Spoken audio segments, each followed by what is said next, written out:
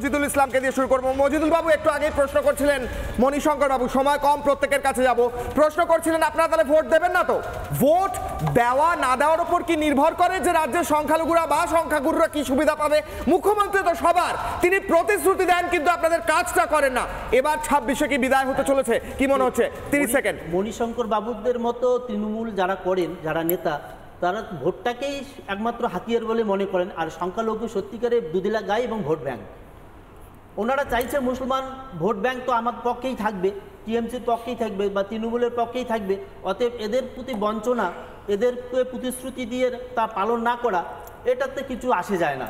মণিশঙ্কর বাবু ঠিকই ধরে দিয়েছেন কথাটা, ভোট তৃণমূলকেই দেবে মুসলিমরা ধরে নিলাম, কিন্তু ভোট ব্যাংকটাই যদি একটা প্রশাসনের মূল লক্ষ্য হয়, তাহলে দেশের উন্নয়নের জন্য উনি কি করছেন, রাজ্যের উন্নয়নের জন্য উনি কি করছেন? আমরা শুধু মুসলিমদের কথা বলবো না, পিছিয়ে পড়া সমস্ত সম্প্রদায়ের মানুষের কথা বলবো, হিন্দু পিছিয়ে পড়া হিন্দুদের কথা বলবো, পিছিয়ে পড়া ট্রাইবেল যারা আছে তাদের কথা বলবো। মুসলিমরা শিক্ষায়, কর্মে, কর্মসংস্থানে পিছিয়ে আছে, তাদের প্রতি দিদি বেশি হাইলাইট করেছেন। ওনাকে আম্মা বা খালা বলা হয়, তাহলে উনি আমাদের আম্মাও হচ্ছেন না, খালাও হচ্ছেন না, উনি আমাদের সৎমাও হচ্ছেন না, তাহলে উনি হচ্ছেনটা কি আমাদের? উনি এর জবাব দিতে হবে। মণিশঙ্কর বাবু বললেন তাহলে ভোটটা আমরা কাকে দেব?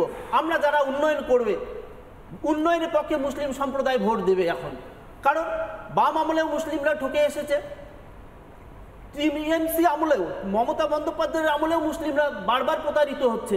সুতরাং আগামী দিনে লক্ষ্য আমাদের মুসলিমদের উন্নয়ন, যারা আমাদের পাশে থাকবে, যারা মুসলমানদের প্রকৃত উন্নয়ন চায়, সে যে সরকারি ক্ষমতায় আসুক, আমাদের পূর্ণ সমর্থন তার প্রতি থাকবে। যারা আপনারা মমতা বন্দ্যোপাধ্যায়ের পাশে নেই, তার মানে উন্নয়ন, উনি যদি সত্যি সংখ্যালঘু সম্প্রদায় প্রকৃত উন্নয়ন করে, সংখ্যালঘু সম্প্রদায় ওনার পাশে থাকবে। একটা গোটা সম্প্রদায়কে দুধেল গাই বলা, একটা গোটা সম্প্রদায়কে বলা তারা হচ্ছে দুধ দেওয়া গরু, এইটা কি করে একটা সম্প্রদায় মানতে পারে? তাই নয়, যায় না। এটা আমাদের সংখ্যালঘু শুধু মুসলিমদের প্রতি একটা অপমানজনক প্রভাব।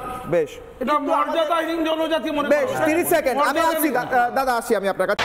নানা ধরনের কন্টেন্ট দেখার জন্য লাইক করুন, শেয়ার করুন আমাদের ফেসবুক পেজ, সাবস্ক্রাইব করুন আমাদের ইউটিউব চ্যানেল, পাশাপাশি অন্যান্য ব্রেকিং নিউজের জন্য অবশ্যই চোখ রাখুন রিপাবলিক বাংলায়।